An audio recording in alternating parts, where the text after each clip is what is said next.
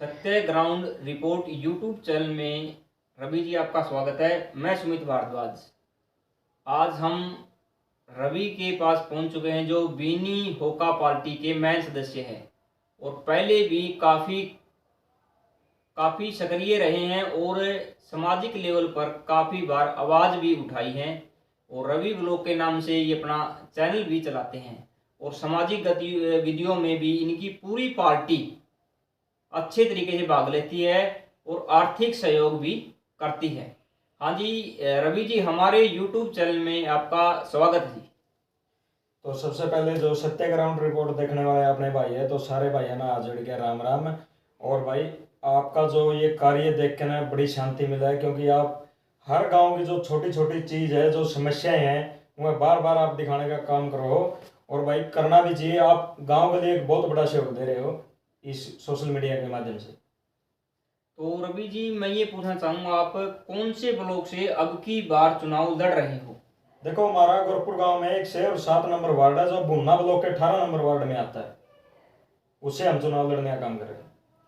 तो अब की बार चुनाव लड़ने की कैसे सोची आपने कि अब की बार चुनाव में उतरना चाहिए? मतलब ऐसा आपके मन में कैसा विचार आया? देखो, पहले ऐसा हमारा कोई विचार नहीं था कि भाई हम चुनाव लड़ें, लेकिन कई बार ऐसी समस्याएं आ जाती है कि मतलब काम तो हम कर रहे हैं लेकिन उसका कोई रास्ता नहीं है, मंजिल नहीं है। तो इस वजह से हमने चुनाव लड़ने का निर्णय लिया, ताकि हम आवाज को उठाने के लिए किसी प्रतिनिधि के रूप में, एक तो प्रतिनिधि के रूप में आवाज उठाएं।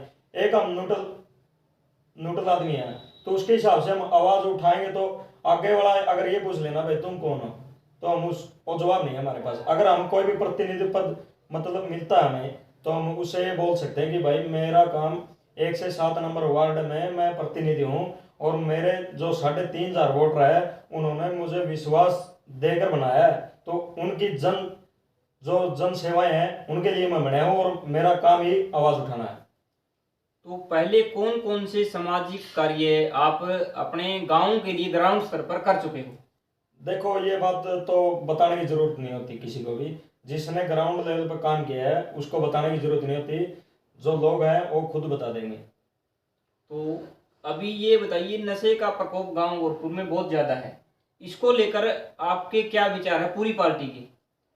नशे का बढ़ावा बहुत ज़्यादा मिल रहा है अपना गांव में। मतलब फतेहाबाद डिस्ट्रिक्ट फिलहाल डेंजर जोन में है, डेंजर जोन में घोषित कर दिया है फतेहाबाद, गांव वालों को नहीं पता हो तो। और इसके लिए तो हमने पहले भी जो अभियान चला था, नशा मुक्ति अभियान, हम उसमें भी शामिल थे।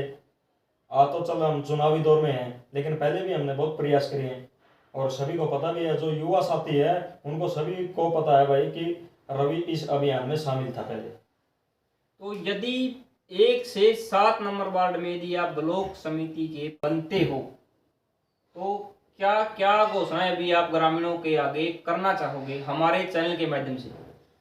देखो, ऐसा है, घोषणाएं एक तो करनी और कथनी में बहुत अंतर होता है, ये बात तो मानते हो आप। बिल्कुल। करनी और कथनी में बहुत अंतर होता है। यहाँ पर मैं बड़ी बड़ी घोषणाएं कर दूं वो पूरी नहीं हुआ है।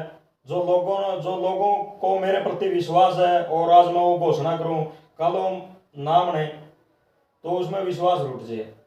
तो मतलब आप ऐसी कोई घोषणा नहीं कराएंगे जो अपना ब्लॉक तक बाहर हो। मतलब छोटी छोटी जो समस्याएं हो है, जो ब्लॉक के अंडर में हो है, जैसे अपना भुन्ना ब्लॉक है, वीडियो ब्लॉक है, उसमें से जो ग्रांट आवा है वो हम लाने के लिए तैयार हैं बिल्कुल। आवाज़ उठाई है पहले भी, ना पे दबे किसी थे। और जो अपना सरपंच बनने जा रहे हैं 25 तारीख को, पता चल जाएगा कौन सरपंच बनेगा। तो उसमें जो 1 से 7 नंबर वार्ड है, तो मतलब तीसरा हिस्सा है अपना, तो सरपंच से भी आप अपना तीसरा हिस्सा की आवाज़ उठावांगे और लेवा भी गए। तो मतलब उनकी आवाज उठाने का कार्य आप करोगे। खेलों के बारे में आप क्या सोचते हो? देखो, खेलों से हमारा बहुत बड़ा लगाव है, सभी को पता है। हम जब भी गांव गोरखपुर में कबड्डी के खेल होते हैं, तो सबसे पहले इतनी बड़ी खुशी होती है हमें कि भाई गोरखपुर में खेल होने लग रहे हैं। पहले खेल होया करते कबड्डी के, रुका था गांव में, 3-3 4-4 दिन कंटिन्यू खेल चला करते। आजकल ये सिस्टम हो गया कि एक दिन में ही खेल खत्म हो जाए, दिन में सारा दिन चलू और रात में उसको एंडिंग कर दे खेल को।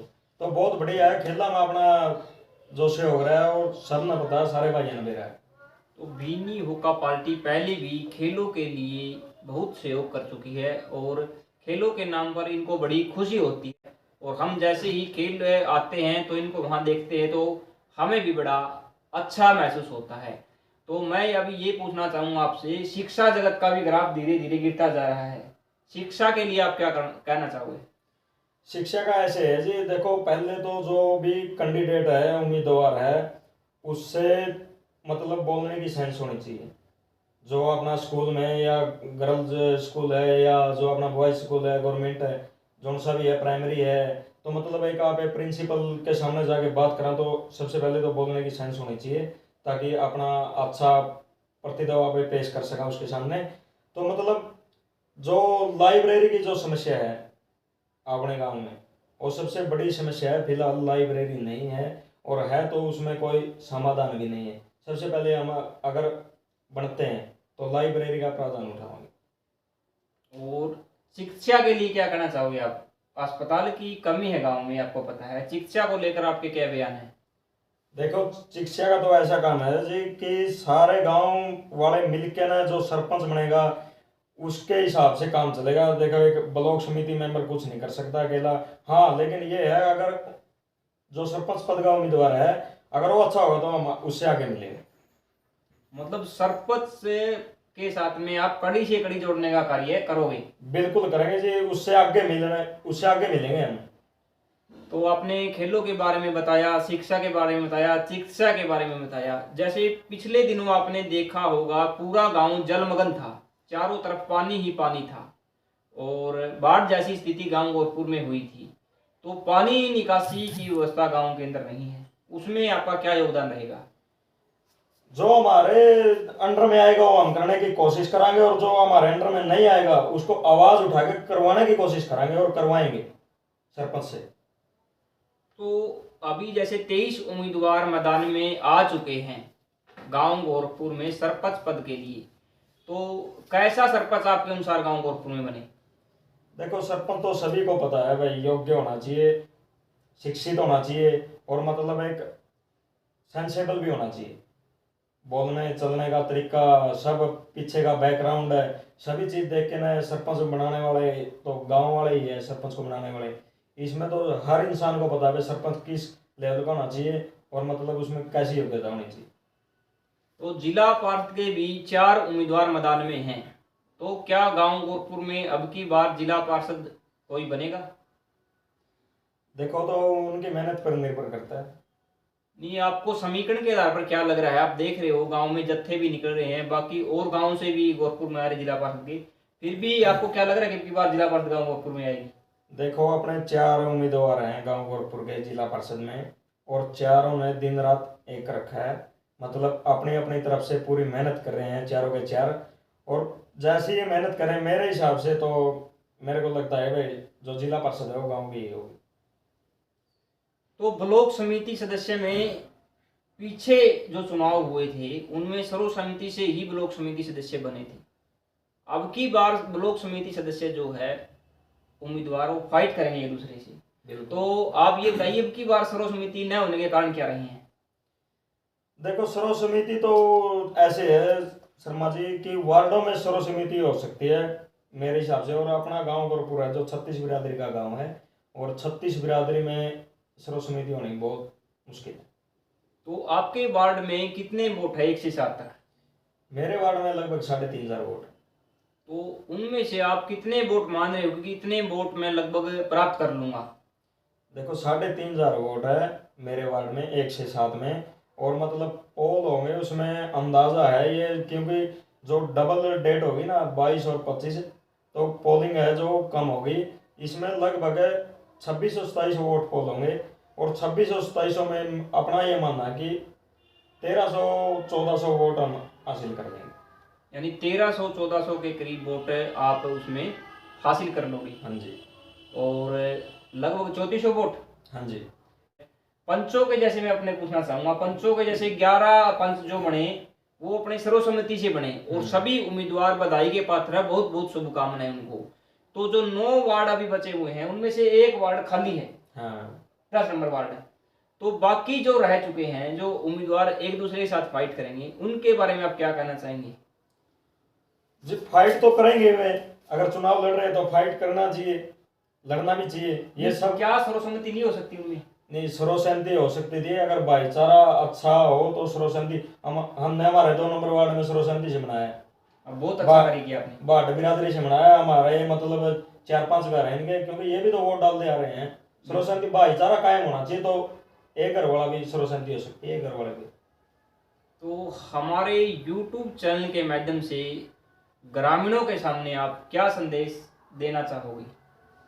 मैं तो यही संदेश देना चाहूंगा कि मतलब चाहे वो सरपंच पद हो या जिला परिषद पद हो या ब्लॉक समिति या पंच, मतलब प्रतिनिधि को ऐसा चुनना चाहिए, प्रतिनिधि कि पुतला बनकर न रह जाए, आवाज उठाने का काम करें और हर दुख सुख में शामिल मिले, और जहां भी कोई भी याद करे वहां पर जाके आवाज उठाने का काम करे, ताकि उन्हें अलग सा महसूस ना हो, उनको भी ये लगे कि हाँ ये भी हमारा भाई है। रवि जी ने एक ये बहुत बड़ी बात कही है कि मात्र पुतला बनकर न रहे। यदि वो घर से बाहर ही नहीं निकलेगा तो कार्य नहीं करवा सकेगा। उसमें इतनी हिम्मत भी हो कि 1 से 7 नंबर जो वार्ड है, उन वार्डों की समस्याएं जो भी आए उनको संभाल सके और उनको अच्छे तरीके से चला सके। तो सभी ग्रामीणों से सत्य ग्राउंड रिपोर्ट चैनल भी अपील करता है, अब की बार मतदान सोच समझकर करे, अपने वोट की कीमत को ग्रामीण समझे। और लगभग कितने प्रतिशत मतदान आप मान रहे हो गांव गोरखपुर में होगा? टोटल गांव गोरखपुर में टोटल गांव सरपंच पद है? यस, मेरे हिसाब से लगभग 9600-9700 वोट है हमारे गांव में। तो सरपंच पद में अब की बार 6 से 7 हजार वोट पोल होंगे बस। 6 से 7 हजार वोट इनका मानना है कि पोल होंगे। तो अपने मत का सही प्रयोग करें और जुड़े रहे हमारे साथ। आगे भी हम इसी तरह की वार्तालाप, चर्चाएं गांव गोरखपुर के लिए करते रहेंगे।